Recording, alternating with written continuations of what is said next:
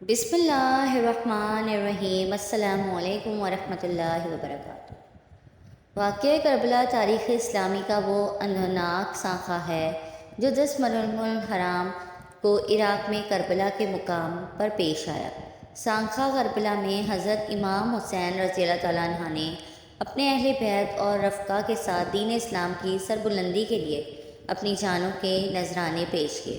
تاریخ عالم شہادتوں کی ایسی لازوال داستان آج تک نہ پیش کر سکی کہ جس میں ایک مجاہد نے اپنے پورے کنبے کو دین اسلام کی سربلندی اور رب کی رضا کے لیے قربان کر دیا۔ حضرت امام حسین رضی اللہ تعالیٰ عنہ حضرت صلی اللہ علیہ وسلم کے نواسے، حضرت فاطمۃ الزہرا رضی اللہ تعالیٰ عنہ کے لخت جگر، حضور صلی اللہ علیہ وسلم کے نور نظر اور علی المرتضیٰ رضی اللہ تعالیٰ عنہ کے فرزند ارجمند ہیں۔ 5 شعبان سن 6 ہجری میں آپ کی ولادت باسعادت ہوئی۔ حضور اکرم صلی اللہ علیہ وسلم حسین رضی اللہ تعالیٰ عنہ سے بڑی محبت تھی۔ بچپن میں کبھی آپ حضور صلی اللہ علیہ وسلم کے کاندھوں پر سوار ہوتے تو کبھی بحالت نماز حضور کی پشت مبارک پر سوار ہوتے اور کبھی آپ صلی اللہ علیہ وسلم کے سینہ اطہر کے ساتھ چمٹے ہوتے تھے۔ جب پشت مبارک پر ہوتے تو حضور صلی اللہ علیہ وسلم سجدوں کو لمبا فرما دیتے۔ حضور صلی اللہ علیہ وسلم فرماتے ہیں کہ حسین مجھ سے ہے اور میں حسین سے ہوں۔ حسن اور حسین جنت کے نوجوانوں کے سردار ہیں۔ حسین چراغ ہدایت ہیں۔ امیر معاویہ کی وفات کے وقت امام حسین مدینے میں موجود تھے۔ یزید جب تخت نشین ہوا تو اس نے والی مدینہ ولید بن عتبہ کو حکم دیا کہ حسین رضی اللہ تعالیٰ عنہ عبداللہ بن زبیر اور عبداللہ بن عمر سے ان کی خلافت کے لیے بیعت لی جائے۔ والی مدینہ نے جب ان ہستیوں کو بلا کر جب یزید کا پیغام سنایا تو انہوں نے حالات کے پیش نظر مدینے کو چھوڑ دیا اور مکہ چلے آئے۔ مکہ میں امام میں موجود تھے تو کوفہ والوں کے خط آنا شروع ہو گئے کہ یزید تخت پر بیٹھ چکا ہے، وہ دین میں طرح طرح کی خرابیاں پیدا کرنے کا مرتکب ہو رہا ہے، اس کے فسق و فجور کو اگر نہ روکا گیا تو دین اسلام کا شہرازہ بکھر سکتا ہے۔ ہم آپ کو اپنی پوری معاونت کا یقین دلاتے ہیں، لہٰذا آپ کوفہ تشریف لے آئیں۔ اسی طرح کے مضامین پر مشتمل تقریباً 900 خطوط امام حسین کو موصول ہوئے۔ امام حسین نے کوفہ جانے کا فیصلہ کر لیا۔ اصحابہ کرام میں سے کئی لوگوں نے امام حسین کو کوفہ جانے سے منع کیا۔ انہوں نے کہا کہ اس سے قبل بھی کوفہ والے آپ کے بھائی اور والد گرامی کے ساتھ دھوکہ کر چکے ہیں، ان سے کچھ بھی بعید نہیں۔ اب طے یہ پایا کہ امام حسین نے مسلم بن عقیل کو، جو کہ ان کے چچا زاد بھائی ہیں، کوفہ بھیجا تاکہ وہ وہاں کے حالات کو پرکھیں اور لوگوں سے امام حسین کے لیے بیعت لیں اور حالات اور تمام صورتحال سے امام حسین کو آگاہ کریں۔ امام مسلم کوفہ کے لیے روانہ ہوئے۔ کوفہ پہنچ کر مسلم بن عقیل نے مختار کے گھر پناہ لی۔ بیعت شروع ہوئی تو تقریباً 12,000 کوفیوں نے آپ کے ہاتھ پر امام حسین کے لیے بیعت کی۔ مسلم بن عقیل نے امام حسین کو خط لکھا کہ حالات سازگار ہیں، فوراً تشریف لے آئیں۔ امام اپنے اصحاب کو لے کر کوفہ کی جانب روانہ ہوئے۔ امام کوفہ کے لیے روانہ ہوئے تو ادھر کوفہ کے حالات اچانک تبدیل ہو چکے تھے۔ مسلم بن عقیل کی بیعت کی خبر جب یزید تک پہنچی تو اس نے عبداللہ بن زیاد کو کوفے کا والی مقرر کیا۔ عبیداللہ بن زیاد ظالم ترین شخص تھا۔ اس نے کوفیوں کو ڈرایا دھمکایا اور کہا کہ جس نے بھی یزید کی بیعت توڑی تو میں کوڑے اور تلوار سے کام لوں گا۔ کوفیوں نے پنترا بدلنا شروع کیا اور بیعت سے پیچھے ہٹ گئے۔ اس دوران امام مسلم اکیلے رہ گئے اور جاسوسوں کے سبب گرفتار ہوئے۔ عبیداللہ بن زیاد نے ان کا سر کاٹ کر دارالعمارت سے نیچے پھینک دیا۔ امام حسین کوفے کی جانب عازم سفر ہوئے تو رستے میں پرزرق شاعر ملا۔ یہ کوفہ سے آ رہا تھا۔ اس نے امام حسین سے کہا کہ کوفیوں نے عقیل سے کی گئی آپ کی بیعت توڑ دی اور امام عقیل کو شہید کر دیا گیا ہے۔ کوفی وہ لوگ ہیں جن کے دل تو آپ کے ساتھ ہیں لیکن تلوار بن امیہ کے ساتھ۔ امام نے اصحاب سے مشورہ کیا تو کچھ لوگوں نے کہا کہ واپس لوٹ جانا چاہیے۔ مسلم بن عقیل کے قرابت داروں نے کہا کہ ہم عقیل کا قصاص لیں گے۔ امام کا قافلہ کوفے کی جانب روانہ ہو گیا۔ سب سے پہلے حرب بن یزید نے امام کا راستہ روکا۔ اس کے بعد عبید اللہ بن زیاد نے 4000 کی مزید کمک دے کر عمر بن سعد کو حضرت حسین رضی اللہ تعالیٰ عنہ کے مقابلے پر بھیجا گیا۔ امام حسین نے ان کے سامنے اپنی شرائط پیش کی کہ یا مجھے یزید کے پاس جانے دیا جائے یا واپس جانے دیا جائے، یا جہاں سرحد پر جہاد ہو رہا ہو وہاں کی جانب جانے دیا جائے۔ امام حسین نے کافیوں کے خطوط کے وہ تھیلے بھی عمر بن سعد کو دکھائے جو انہوں نے امام کو آنے کے لیے لکھے تھے۔ عمر بن سعد نے عبداللہ بن زیاد کو خط لکھا اور حسین کی 3 شرائط بیان کی، تو عبداللہ بن زیاد بھی مطمئن ہوا کہ معاملہ بات چیت کے ذریعے حل ہو جائے گا۔ شمر الجوشن جو اس وقت دربار میں موجود تھا، اس نے عبید اللہ بن زیاد سے کہا کہ کیا آپ حسین کو دوبارہ مہلت فراہم کر رہے ہیں کہ وہ آئندہ بھاری طاقت و جمعیت اکٹھا کر کے ہمارے مقابلے پر آ جائے؟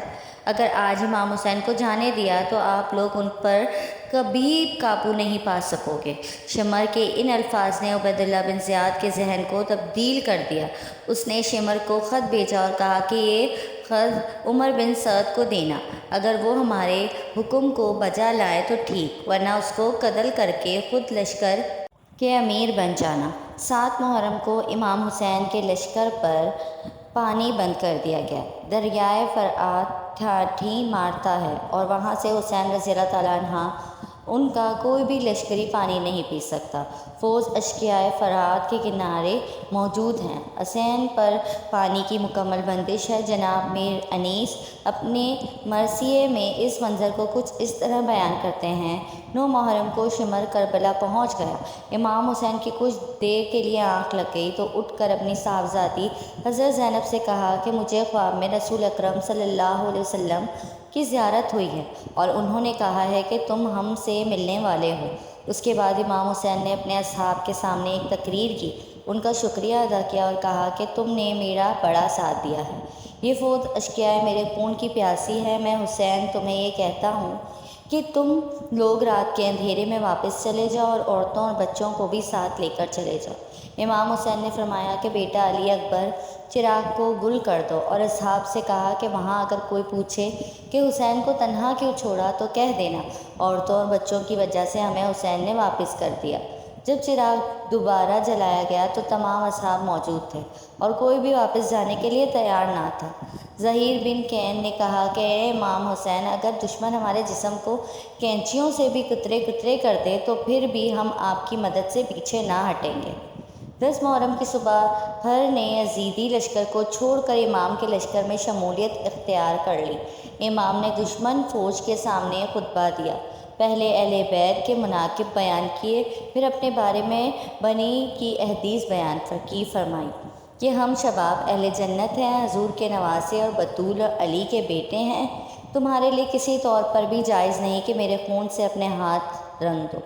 کیا میں نے کسی کو قتل کیا ہے جس کے قصاص میں تم مجھے قتل کر رہے ہو؟ کیا میں نے کسی کا مال لوٹا یا کسی کو زخم لگایا؟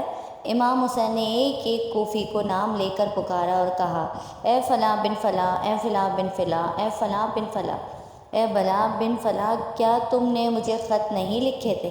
کیا مجھے آنے کا نہیں بولا تھا؟ یہ لوگ یزیدی فوج میں موجود تھے تو وہ لوگ مکر گئے۔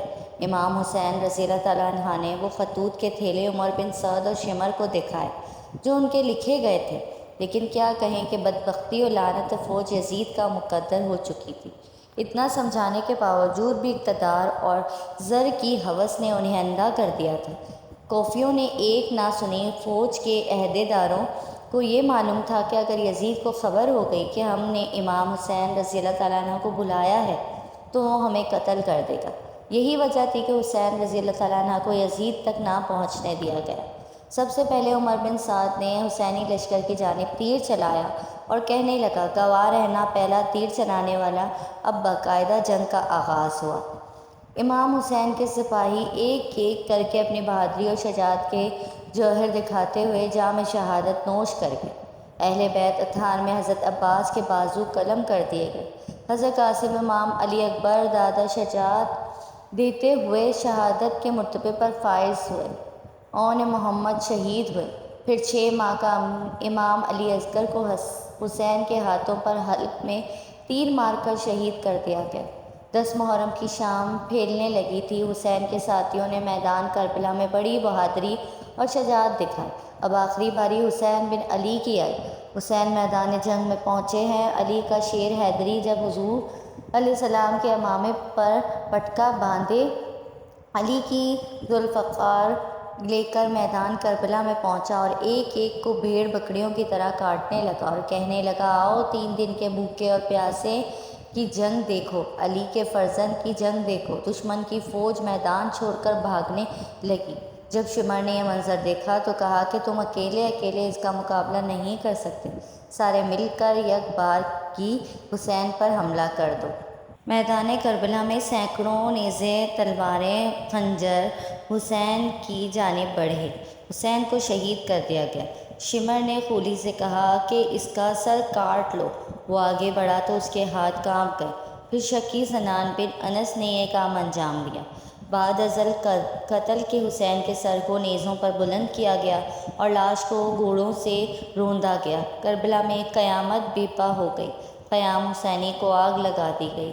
حسین کا سر جب یزید کے دربار میں پہنچا تو اس نے سرکدس حسین کے ہونٹوں پر چھری ماری اور کہا کہ ہم کامیاب ہوئے۔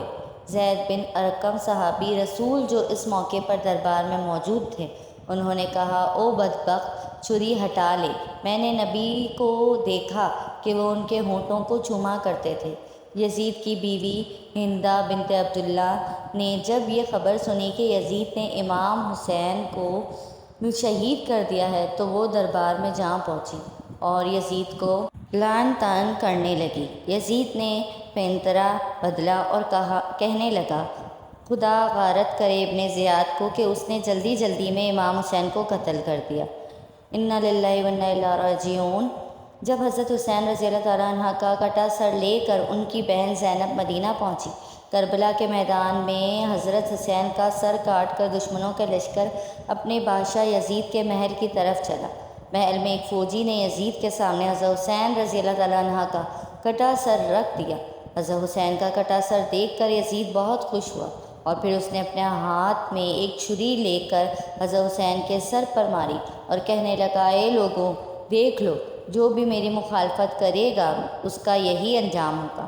حضرت حسین رضی اللہ تعالیٰ عنہ کے سر کی ایسی بے حرمتی دیکھ کر دربار میں موجود ایک یہودی کہنے لگا کہ اے لوگوں، میں نے حضرت داؤد علیہ السلام کی نسل سے ہوں اور 14 پشتوں کے بعد میرا نسب حضرت داؤد علیہ السلام سے ملتا ہے، تو اے لوگوں، میرے اور حضرت داؤد علیہ السلام کے بیچ میں 14 پشتوں کا فاصلہ ہے، پھر بھی میری قوم کے لوگ میری بہت عزت کرتے ہیں، اور ایک تم لوگ ہو کہ اپنے ہی نبی کے نواسے کا سر کاٹ دیا اور آج دربار میں بیٹھ کر اس کے ساتھ ایسی بے حرمتی کر رہے ہو۔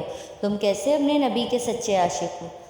حضرت حسین رضی اللہ تعالیٰ عنہ کی بہن حضرت زینب اپنے بھتیجے امام زین العابدین کو پکڑ کر روئی جا رہی تھی اور اپنے بھائی حضرت حسین کے کٹے سر کی بے حرمتی دیکھ کر اللہ سے فریاد کر رہی تھی کہ تبھی یزید نے حضرت زین العابدین سے کہا کہ تم نے دیکھ لیا نا، تیرے باپ نے میری مخالفت کی تو اللہ نے اس کا کیسا انجام کیا۔ اس پر حضرت زین العابدین نے قرآن کی ایک آیت پڑھ کر جواب دیا کہ اے یزید، دنیا میں جو کچھ بھی ہوتا ہے سب میرے اللہ کے حکم سے ہوتا ہے۔ تو یزید نے جواب دیا کہ یہ سب کچھ تم لوگوں کو ہی کرتوتوں کی وجہ سے ہوا ہے۔ اور پھر یزید نے حضرت زینب کے ہاتھ میں ان کے بھائی حضرت حسین کا سر رکھتے ہوئے کہا کہ اب تم لوگ عزت کے ساتھ اپنے گھر مدینہ جا سکتے ہو۔ اور پھر حضرت زینب روتی ہوئی اپنے گھر والوں کے ساتھ مدینہ کی طرف چل پڑی۔ حضرت زینب سارے راستے بھر اپنے بھائی حضرت حسین کا کٹا سر دیکھ کر روتی جا رہی تھی۔ آخر یہ لوٹا ہوا قافلہ کئی دنوں کے سفر کے بعد مدینہ پہنچا۔ جب لوگوں کو خبر ہوئی کہ دشمنوں نے حضرت حسین رضی اللہ تعالیٰ عنہ کا سر کاٹ دیا ہے تو لوگوں میں گرہام مچ گیا اور ہر گھر سے رونے کی آوازیں آنے لگیں۔ سارے مدینے کے لوگ سمٹ کر حضرت زینب کے پاس پہنچے۔ حضرت زینب بہت خاموش تھی، کسی سے بات نہیں کر رہی تھی۔ حضرت حسین کا کٹا سر ان کے ہاتھوں میں تھا اور آنکھوں سے آنسو جاری تھے۔ اچانک حضرت زینب اپنے بھائی حسین کا کٹا سر لے کر اپنے نانا حضور صلی اللہ علیہ وسلم کی قبر کی طرف چل پڑی۔ جب حضرت زینب حضور صلی اللہ علیہ وسلم کی قبر پر پہنچی تو آنکھوں سے بے اختیار آنسو بہنے لگے، اور پھر انہوں نے حضور صلی اللہ علیہ وسلم کی قبر کے پاس حضرت حسین کا کٹا سر رکھتے ہوئے ایسے الفاظ کہے کہ جنہیں سن کر سارے مدینے والے رونے لگے۔ حضرت زینب نے حضور صلی اللہ علیہ وسلم کی قبر کے سامنے کھڑے ہو کر کہا، اے میرے نانا جان، کاش آپ زندہ ہوتے تو دیکھ لیتے کہ دشمنوں نے آپ کے پیارے حسین کا کیا حال کیا ہے۔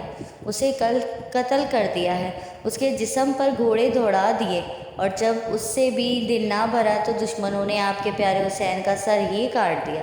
حضرت زینب اپنا نانا حضور صلی اللہ علیہ وسلم کی قبر کے سامنے کھڑی فریاد کر رہی تھی اور آنکھوں سے مسلسل آنسو جاری تھے۔ مدینے والے بھی سب پیچھے کھڑے حضرت زینب کی دکھ بھری فریاد سن کر رو رہے تھے۔ جس دن حضرت حسین کو شہید کیا گیا تو اس دن بیت المقدس میں بھی جو کنکریاں پتھر اٹھایا جاتا تو اس کے نیچے تازہ خون ملتا تھا، اور پھر 3 دنوں تک آسمان ایسا لال پڑ گیا کہ ہمیں ڈر لگنے لگا کہ شاید اب قیامت قائم ہو جائے گی۔ اللہ پاک ہمیں دین کی مکمل سمجھ نصیب فرمائے اور ہمیں اہل بیت سے سچی محبت عطا فرمائے اور ہمارا خاتمہ ایمان پر فرمائے، آمین ثم آمین۔ آپ کو میری ویڈیو پسند آئی ہو تو لائک، کمنٹ اور شیئر کر دیں، اور میرے چینل اسرا یوسف کو سبسکرائب کر دیں۔ جزاک اللہ۔